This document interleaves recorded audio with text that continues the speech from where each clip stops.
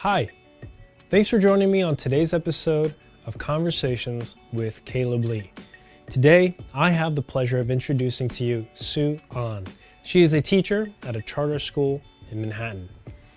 She shares with us why she wanted to be a teacher, what it takes to be a teacher, and what it's actually like to be one. She also shares with us personal experiences and isn't afraid to open up about her most intimate experiences that have shaped who she is today and why that leads her to be a better teacher. Thanks for joining me on this episode, and don't forget to join me on my website as well with show notes at gcaleblee.com. That's GCALEBLEE.com. Thanks again, and hope you enjoy.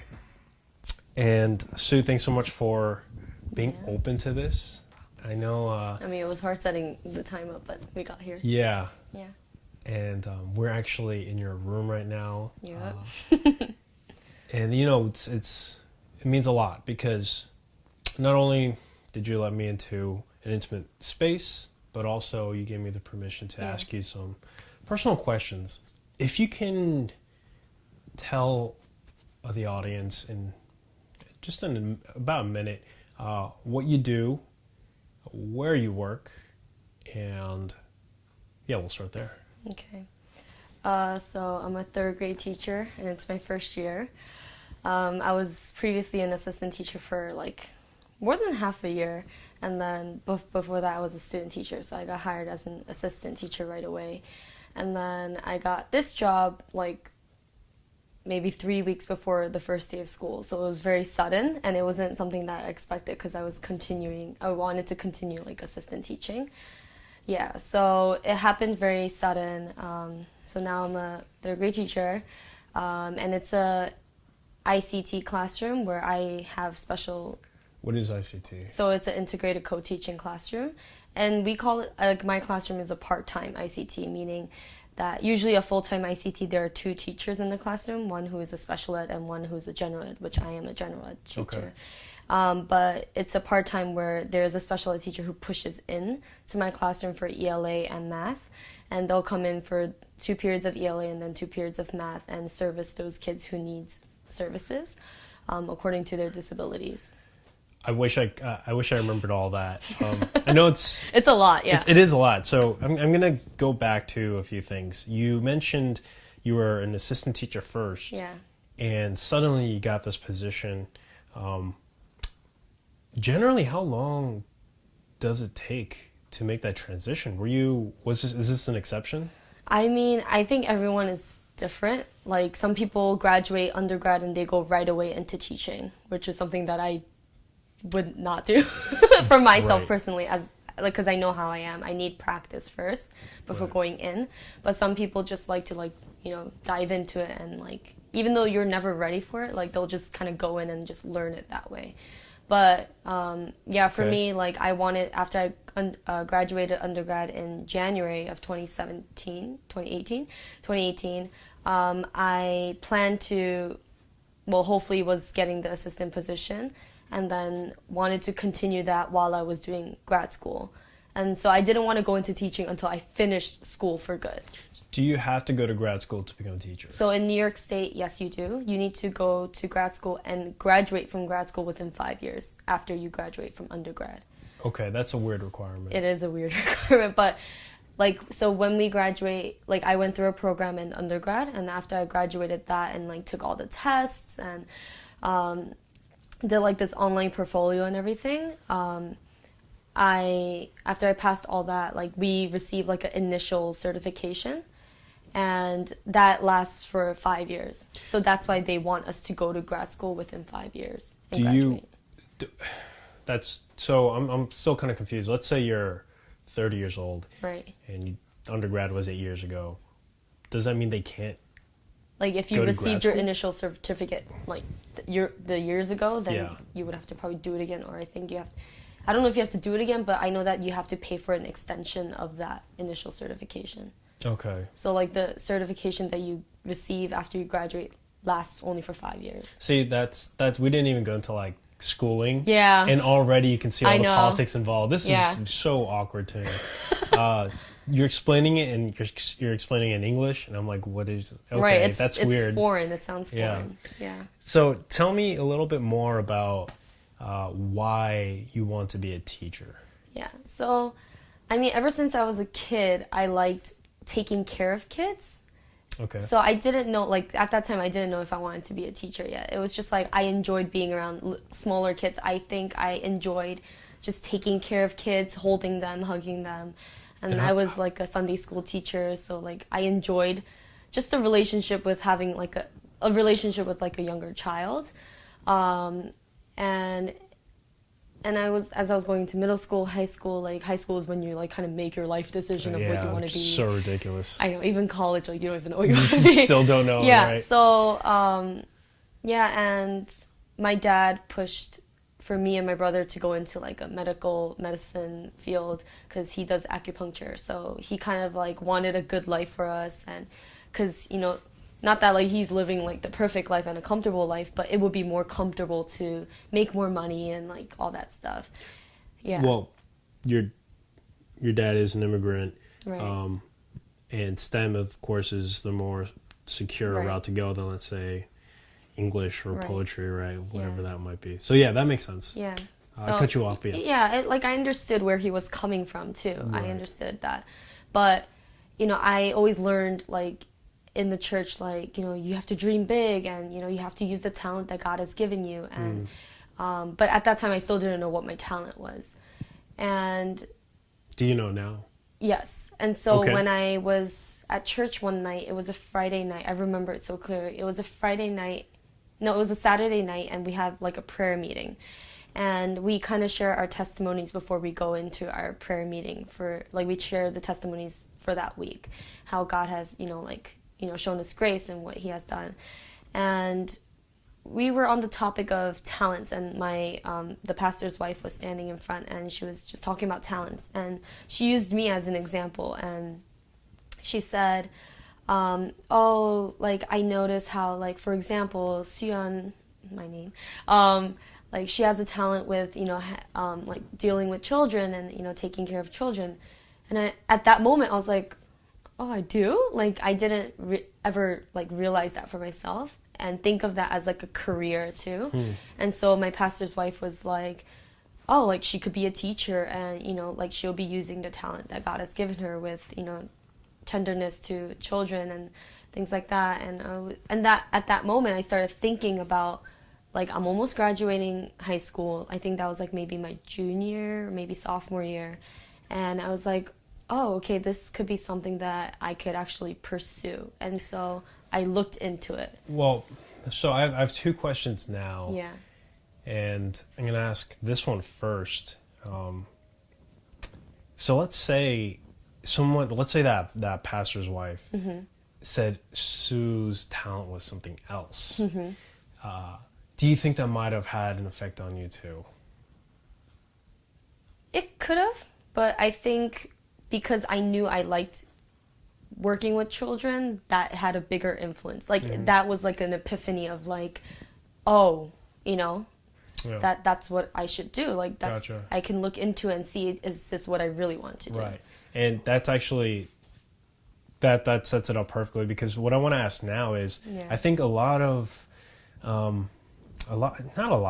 maybe there are women out there who, I would say, they enjoy playing with kids. They enjoy being around the company of kids. And even that mentorship position. So let's say a younger girl who's 12 years old versus, let's say, you're 18 about to go to college, at church, as you were saying. But how, or I guess more of what traits would you say, now that you're a teacher and you're a full-time teacher now, I know it's still early, it's still your first year, but, if you saw someone who's 18 or let's say 17, 16, and they're trying to figure out what they're going to do. Right. And she also liked to play with kids. Right. What traits would you say, yes, that's the right trait that I think that would make you a great teacher, versus, yeah, I think you like to be with kids, but being a teacher might not be for you? Okay. I mean, I actually had a lot of, like, younger, like, friends who are younger than me who who wanted to pursue education as a teacher, Right. but now like they don't want to do it because of the experiences that they've personally experienced. Like, so I always tell like, you know, those who say as a teacher or right. from teachers. What do you mean? You said experience. Like, I guess like working in like after schools or like, okay. you know, like church Right. stuff. So like they were able to experience like, you know, handling children, like a class or something like that.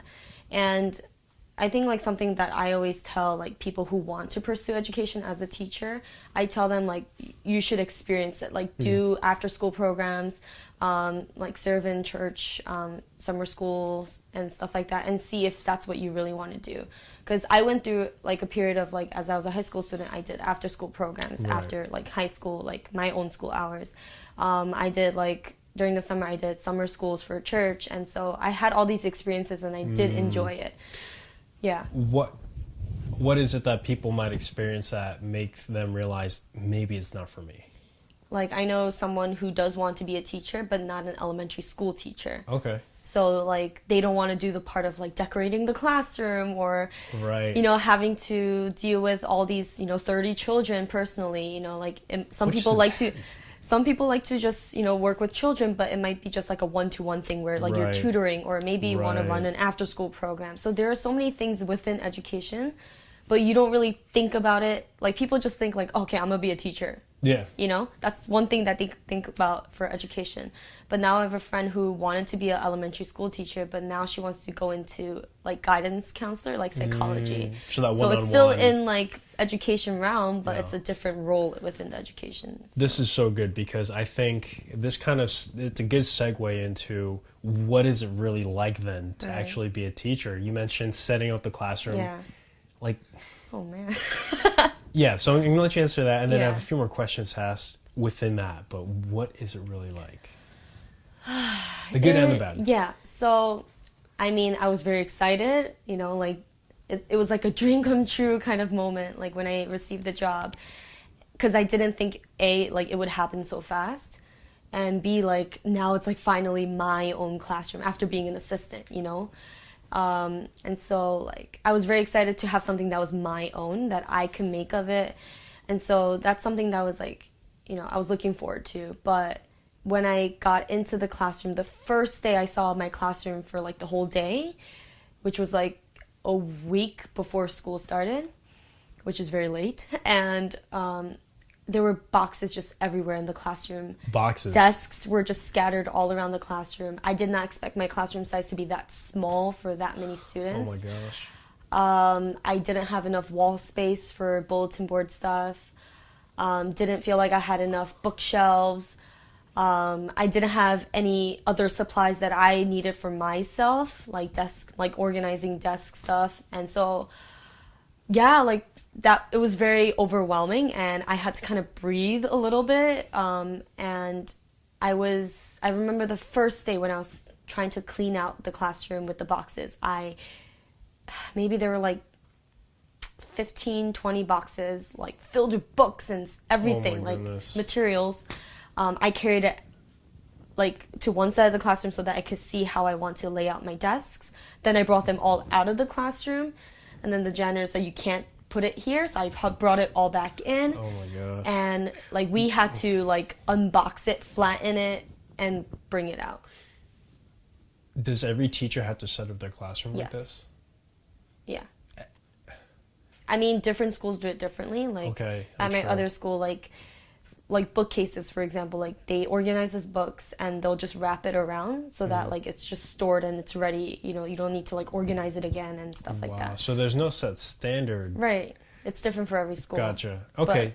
But, yeah. My other question is, how much did you invest into your first class? Out of pocket expenses. So we receive Teacher's Choice money from the DOE, which is $250. Definitely not enough. Yeah. I would say, like still now, I just ordered like things from Amazon yesterday night. Oh my gosh, for class? For a class, yeah. Like Post-its and stuff like that I personally needed. I would say maybe $600-$700 within a month. It's only October. School started last month and not even the beginning of the month. That's insane. So Yeah. more than half a grand just so you can set up a classroom. Right. Yeah, that's because I remember as a kid, I would walk into a class, just set up. You know, you don't think at all. From kindergarten to like senior year of high school, you're just like, these are the tables I know, these are the walls I know, and you don't think twice about just equipment that's around you. Yeah. And I hadn't even received my paycheck yet too, and you know, so you're digging into your pockets. So I was I was using my credit card, and you know, so it was a lot.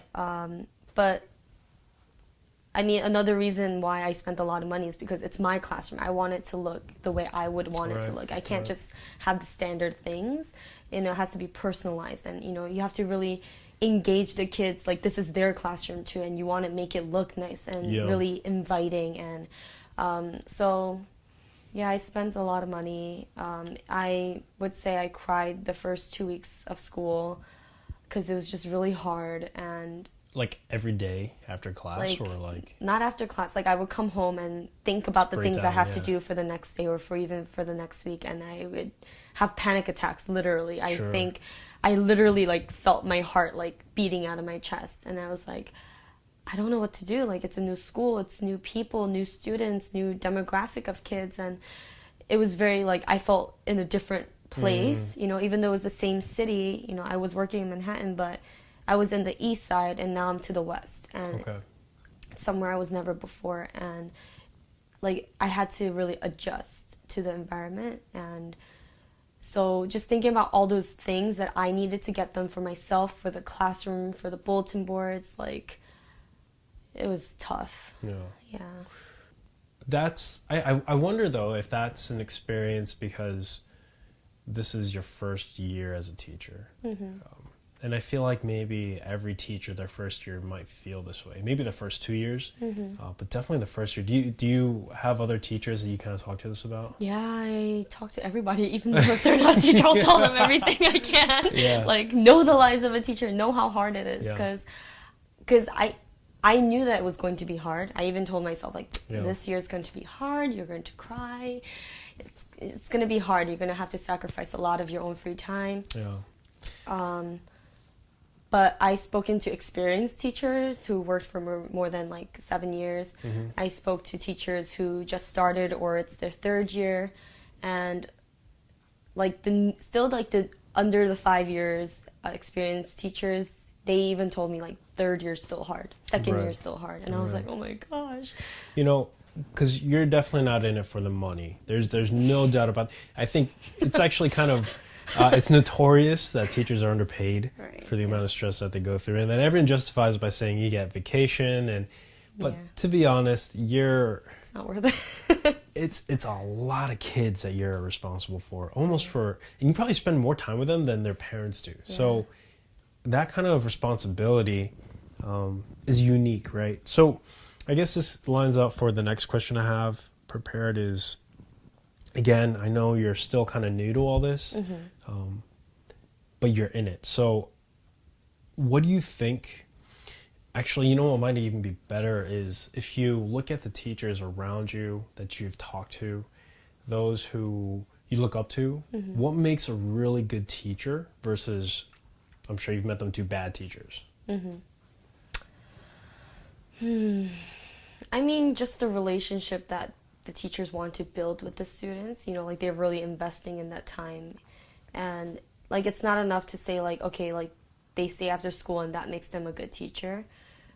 It's probably just like responsibilities that they have to do and to get done. And, you know, that doesn't make them a good teacher. But for me, as a child, as like, you know, what I experienced as a good teacher and now seeing colleagues from the other side. Right. I think it's just like, just the way they speak about children, like even like the most, you know, misbehaving child in that classroom who's just so rude and has attitude, like they still say positive things, and they just in the way that they speak about the children, it's very sweet. And like I always felt guilty of not being patient, and I thought like that made me a bad teacher, but those are just traits that we have. And but I think for me, it's just, I don't know, I can't explain their heart towards teaching. I feel like, going back to my experiences too, Yeah. first is, it depends on the level, but there's an enthusiasm I know teachers have. And then you're kind of alluding to seeing the best in kids, even Right. like the bad kids. Yeah. So a level of, I guess, compassion. Yeah. And yeah, so are these are definitely things that you see too, right? Yeah. Okay. What are you allowed to go into, and what are you, well, let me phrase it better. What are you not allowed to go into in a classroom? In terms of what you're teaching or talking about. Right. I think, you definitely cannot influence your own beliefs on, religion, politics. You cannot talk about politics. Like, one of my students asked me, oh, who did you vote for, Trump or Clinton? And, teachers would say, like, you're not allowed to share your political opinion. So those are, like, religion, politics, like, you're not allowed to really influence the child by saying what you personally believe in and what you advocate for. Okay. Yeah. But clearly textbooks teach, or books teach, very specific points of views, right? Yeah. Can you recall off the top of your head, what does, in terms of, for example, gender is a hot topic, do books, or are there things that you have to go into in regards to gender? No. No? No. Because we don't really, I don't know about other schools, and I think it's different from, like, high school, like, secondary education, where they actually have physical textbooks. Like, whereas, like, in elementary school, they mostly have, like, workbooks, and we just kind of teach the curriculum from, like, the teacher books. Right. But even looking from the teacher materials and the teacher textbooks, there's really no, like, specifications about, like, gender and, like, talking about, like, transgender. And Really? I'm surprised, because what if a kid is like, no, I don't want to be called she, and let's say it's a boy, I don't want to be called he, call me she instead. Like, that hasn't come up at all or anything like that? Well, I was informed about a student in my class who was actually a transgender child from kindergarten. And that information was just given to me so that I am just aware of the situation. And the mom did want for me to know that as well. Sure. Just in case. But other than that, like, yeah, I would say, like, if the child has, like, certain desires to be called something else, like, I think, like, the parent kind of, like, talks about that with the child, and it's brought up to the administration, and then it's brought down to me. Okay. Yeah. Gotcha. I looked up the DOE online, and a lot of articles came up.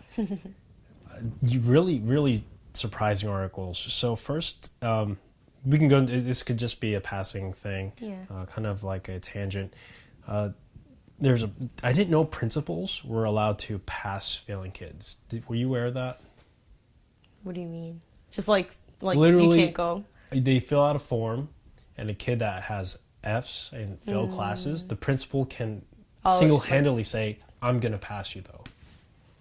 I guess. I mean, I do have a lot of students who are, like, even, like, below grade level, and, like, I'm very surprised that they are in the level that they are right now, like a third grade, because they currently are not, like, it's clearly seen that they can't meet those needs right now, and it'll be very hard for them to, like, even me thinking about, like, the state exam, like, scares me, because it's just too dense and too, like, complex for them to think about. Dang, really? So I'm guessing, like, they just kind of pass on the students. I don't know if it comes from the parent side or, what the behind the scenes is on that. Gotcha. Okay, so the other article that I read about was, let's see, school's Chancellor Richard Carranza.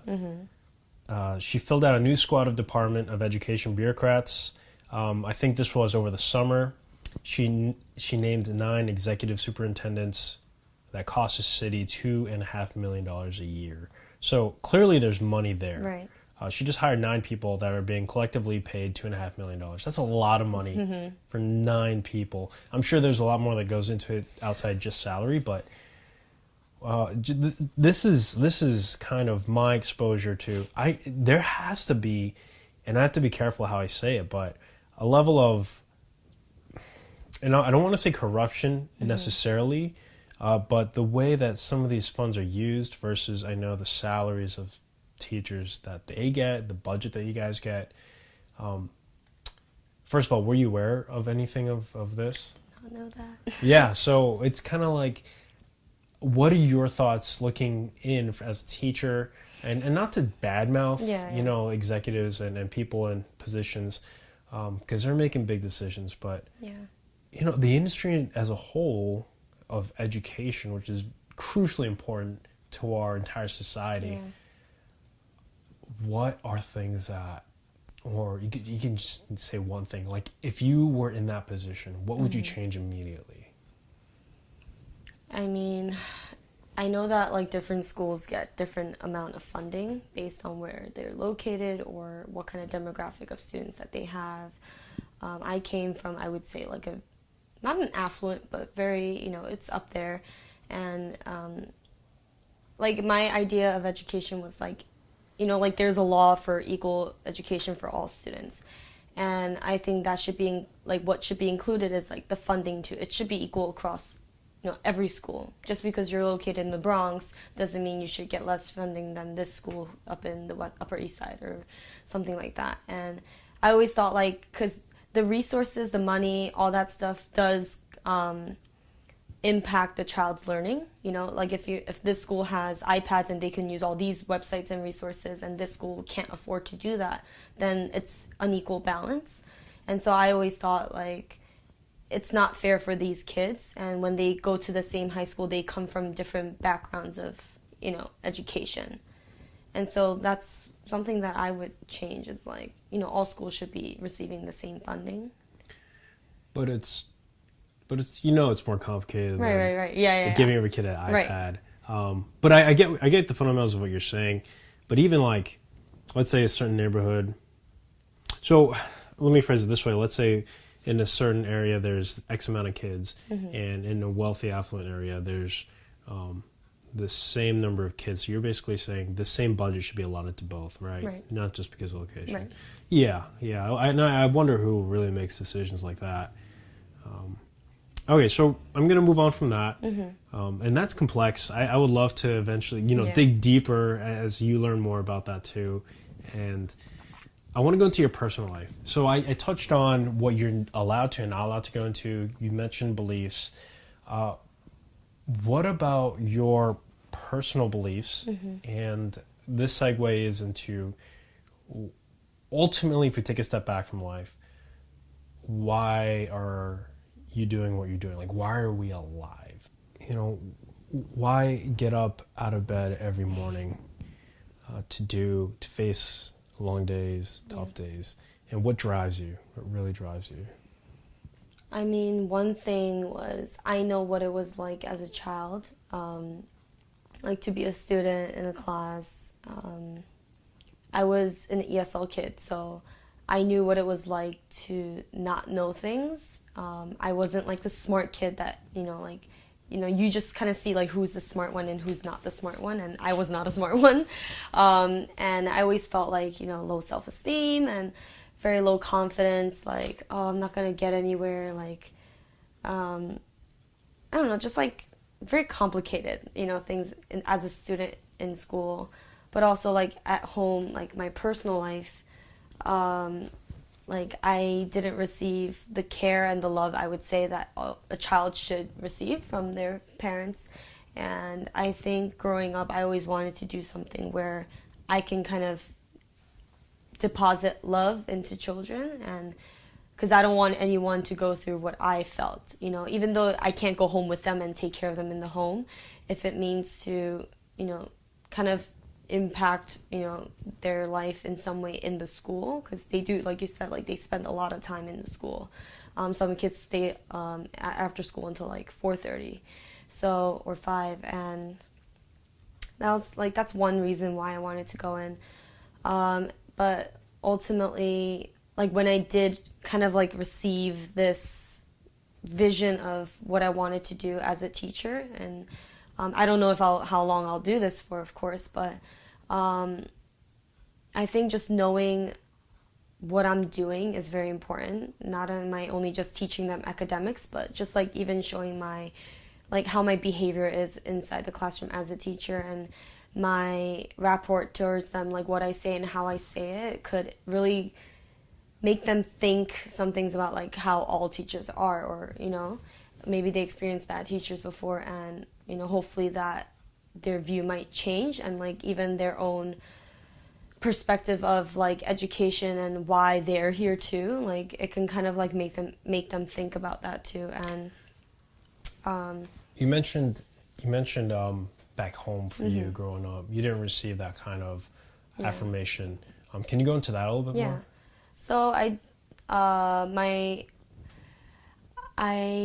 parents were divorced when I was very young, like maybe less than 5 years old, and we were in Korea at that time when they did get a divorce, and then we came to the U.S. And I remember my brother and I coming first, and then I lived with my dad and then my stepmom, and we lived together for like 10 years. But within those 10 years, there was a lot of just fighting. Both of them were fighting physical, more verbally, like maybe a little bit physical, but and I was exposed to that. Even though I hid myself in my room and under my blanket and with my headphones on, like I heard everything that was going on, and I was attending church since I was 8, so I had this knowledge of God, but I didn't know if he was really here for me because of all the things that were happening outside of my bedroom door. And so like I never really received attention. They were kind of more focused on their own relationship, and I was always too scared to put myself in the middle of the relationship, I would say. I didn't feel comfortable inside my house. Like I would literally sometimes like think about when I would end school and come home, I would think about like, oh, like I hope they don't fight today. Or I would think about if they were fighting during that period, then like I wish like I can just stay out later so I can just go to sleep right away. So not having to spend time in my home as much as possible, that's what I wanted, because I knew that if I'm here, and even if I'm physically comfortable, like my emotional, mental like health was not there. And so I experienced that, and they fought on and off very frequently. Like the attempt to like divorce was very frequent too, and so I was very unstable as a kid. Like, what is family? What is love from a parent? And like I said, like I have this knowledge of God, and I would always used to pray with my headphones on and just pray and pray and pray, asking for this God that I believe in to afflict their pains and their situations only on me, so that they don't have to fight, so that at least like it's only me that's dealing with it instead of the whole family, And so it was a very rough childhood. I was always very envious of my friends who had like a healthy family, and like even though they were Christians, I would question like, how come they have this kind of family, and I'm trying to believe in you, God, and you gave me this. And I really just two things come to mind. One is how it's a question. I'm going to ask both, and I'll let you kind of answer in succession. But first is, with those kinds of experiences, I feel like a lot of people would say, God, you're not there. You just don't exist. If you're really a God, then, how come this is what it is? That's a very different question from the second question, which is, well, it's not really a question, but I guess more of a comment. Undoubtedly, I think it's safe to say at least one, and probably more, students in your class probably you can relate with them on that level.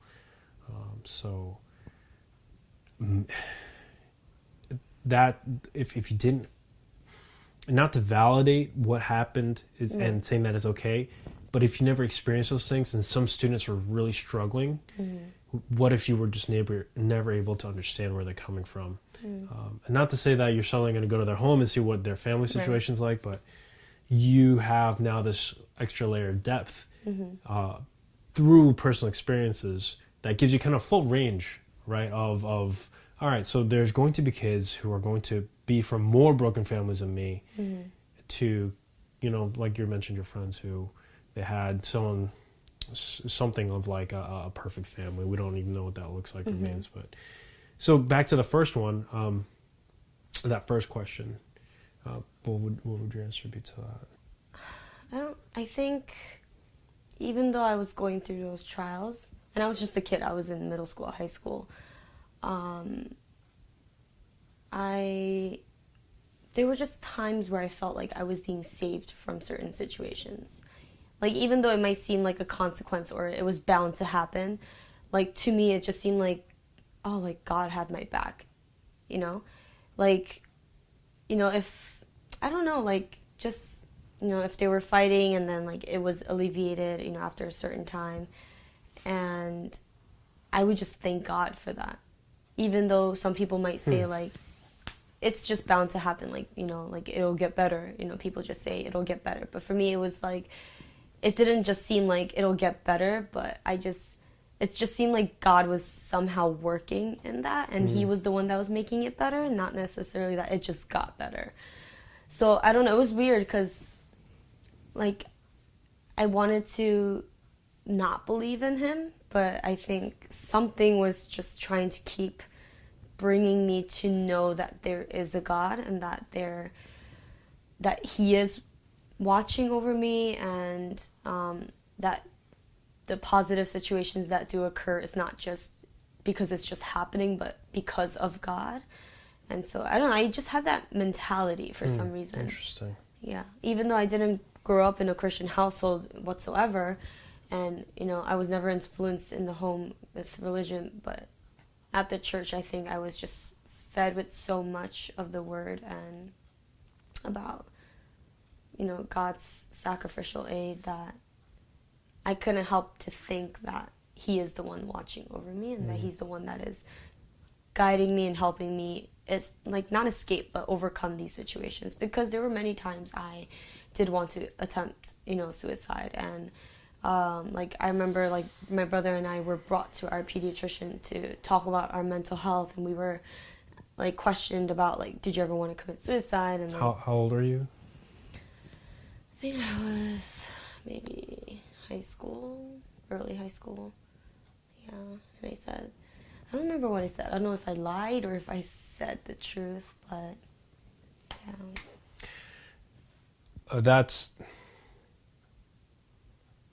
I don't know how comfortable you are going deeper into that. Are you willing to talk a little bit more about, where you were then, right. And with the intent of, I think a lot of kids and adults are thinking about either they're depressed because of their situation, and suicide. I feel like at a certain point in time, it passes everyone's mind. Right. So again, a two-pronged question. One is, how serious was that thought for you? Right. And looking back at that, what is your perspective on that now, not as a high schooler anymore? Right. Well, it wasn't like, I actually, like, went to, like, do it and try to attempt, but the thought did cross my mind. Like, I questioned too before I even thought of it, like, wouldn't it be easier for, just not for me to go through these pains anymore, and for them to, like, financially, like, it would be easier if I'm not in the picture anymore. It's just too hard, and, like, I mean, I think the most I ever did to actually even, I wouldn't even say attempt it, but I was, just beating myself, like, and, like, I was just, I can't do this, and it wasn't, like, very to the extreme, but the thought was really there, and I just felt like it was just, the hardship was just occurring too many times that, like, it was just so hard for me to bear that, and so. And looking back now. Yeah. I mean, I definitely do not have any thoughts of suicide, even though I go through, whether it's physical or emotional pains. Like, I believe that I've matured from that, and especially, like, knowing, my walk with the Lord, and just how, if He was fair with me, I would have received tons more worse than what I've already experienced. And I'm just remembered of his grace, and really, just as I even read the Bible about, trials, that, we are to rejoice in that. But it's very easy to just say it than really actually go into the deeds of doing that. But just knowing where I am now and knowing who I am as a Christian, and that I'm not just, the daughter of this person or just a teacher from this school, but like my identity first as a Christian does come first. And I think just looking back from all those things that I've experienced, it was hard, and Sure.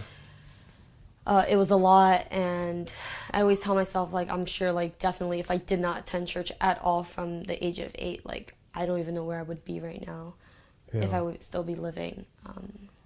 I'm convinced that what you're talking about is real.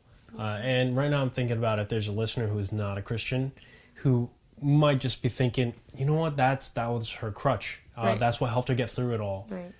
And that's, although that person might not realize, they might be kind of condescending because it's real to you. Mm-hmm. Just from a level place, how would you kind of respond to someone who's going through something tough, or is hearing that and saying, Right. well, no, it's not just a crutch, it's more than that. How would you explain that? Yeah, I mean, I've thought of that too. If I ever did have to share my testimony with someone, they were like, oh, I've been through worse than that, and I'm here now, I'm better now. But just even the experiences through prayer just seemed so tangible, even if it wasn't. And the pains that I felt in my heart, I felt like no one could ever, fix that and really alleviate me from that pain. And I always thought I don't know, it was just weird that even though when I was going to church, especially when I was in high school, I had a lot of friends who were into drugs, alcohol, they would smoke, and I was known as the church girl within that group. And so you didn't do no, any and of those I things. would have. It would be easy for me to be tempted to do that, and I was like, why am I not tempted to do that? And I was going to church and all that stuff, but still, it's easy to just do it than not do it. And even that, I just thought to myself, he's saving me from these temptations. I had no desire whatsoever to smoke, drink, or do drugs.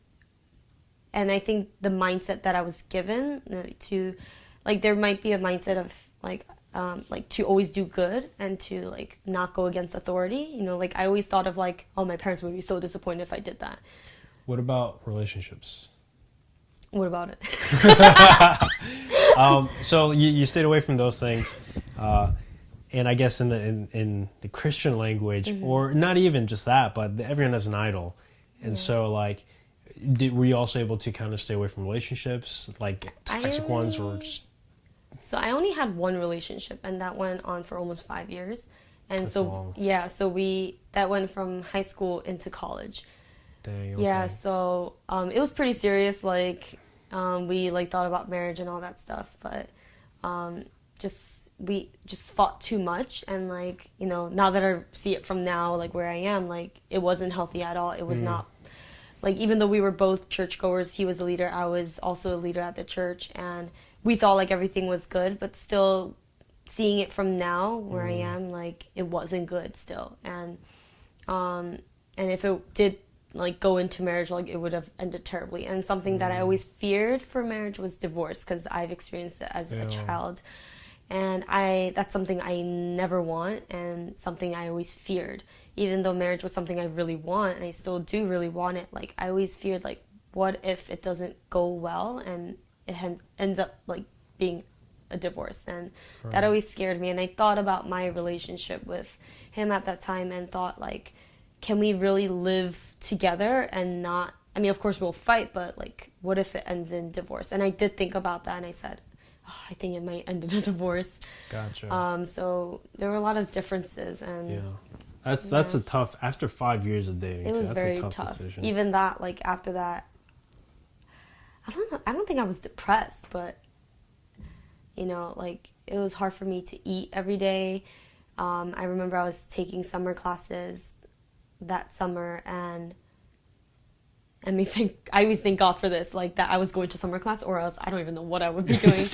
Like, yeah, I was busy going to classes, doing readings, doing homework. So I was like really thankful that I was kept busy during that time. But even going to church was really hard that time because I would see him and his parents, and I was very close to both of them. I didn't mean to pry into like no deep personal, but thank you for sharing that.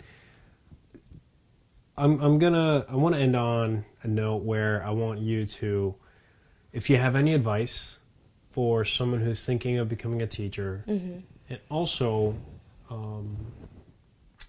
for someone who's in a mixed place about their faith. And let's say they grew up in a Christian home, but maybe they're experiencing some hard times.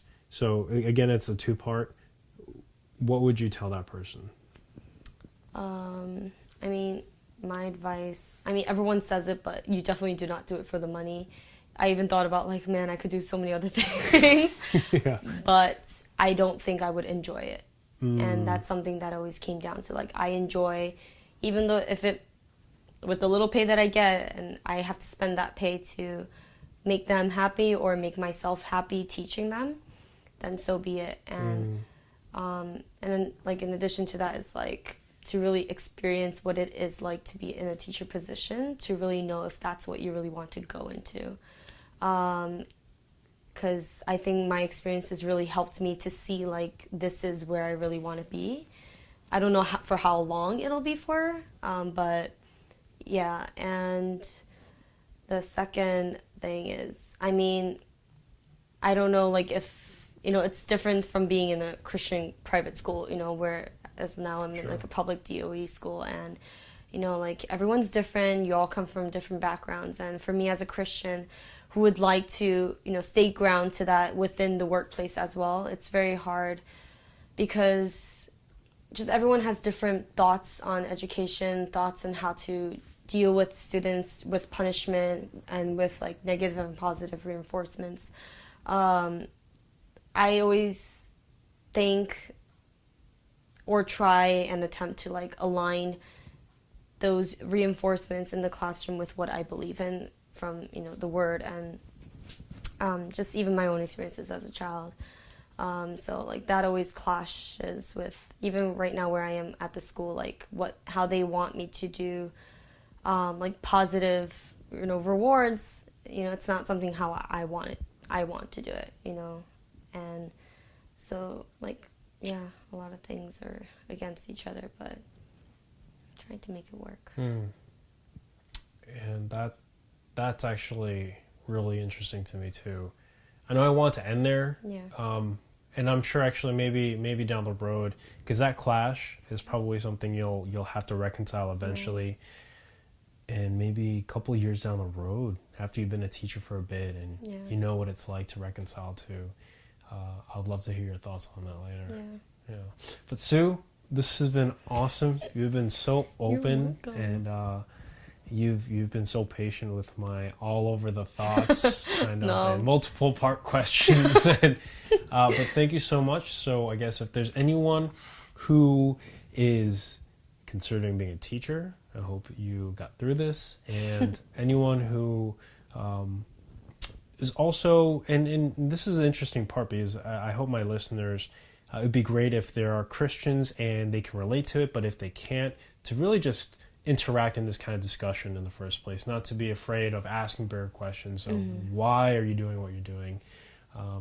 And yeah, that's everything for today's episode and interview. Thanks again, Sue. Thank you.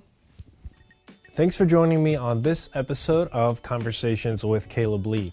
Don't forget to check out my website at gcaleblee.com. That's GCALEBLEE.com to watch some of the videos of the exact interviews you just listened to. Also, don't forget to subscribe if you've enjoyed this episode and this show series. Lastly, I want to invite any listeners to join me to be a guest on my show. Whether over Skype or in person, I'd be glad to accommodate for what works best for you. If you'd like to join me, reach out to me on my contact page on my website, or you can find me on Twitter at gcaleblee. You know what? Even if you don't want to be a part of the podcast, I would still love to hear your feedback. Thanks so much for listening, and I'll join you on the next episode of Conversations with Caleb Lee.